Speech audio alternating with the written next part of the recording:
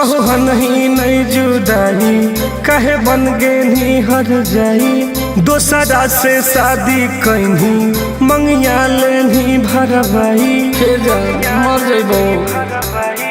सोहन ही नहीं जुदाई कहे बन गे नी हर जाई दोसरा से शादी कहीं मंगिया लेनी भरवाई गे सुनवा गे कैसे तू रहोही मैसेजो न कबो करोही गे सुनवा गे कैसे तू रहोही मैसेजो न कबो करोही भुला गेली का गे।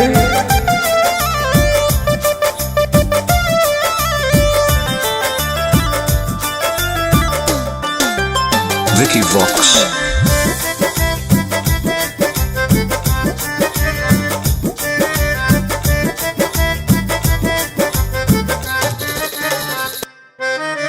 तू ही हनी जान हमर तू ही मोर परान गे तू जाए याद में लागो हो कौ चल जाई तो मोर जान गे तोरा बिना मर जबोगे।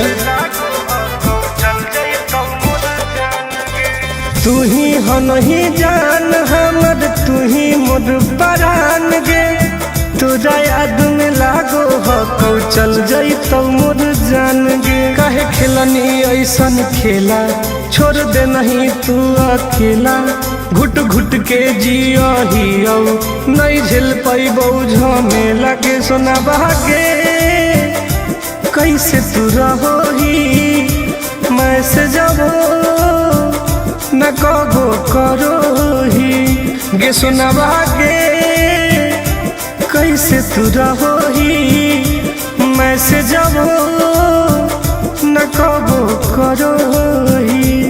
इतना कठोर कैसे हो गया।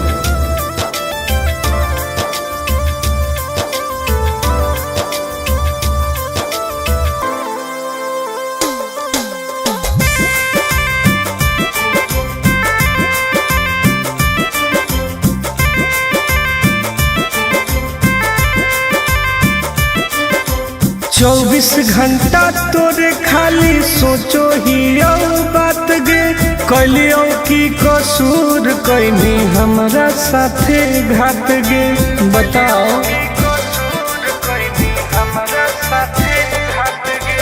24 घंटा तोरे खाली सोचो ही बात गे कलियो की कसूर कैनी हमरा साथे घात गे भूल गे नी कसम खाके आनंद प्रकाश के पाके अब रोबो हौ टुनटुनवा दिल तोरा से लगा के गे सुनवा गे कैसे तू रहोही मैसेजो न कबो करोही गे सुनवा गे कैसे तू रहोही मैसेजो न कबो करोही। इतना कठोर कैसे हो गया गे।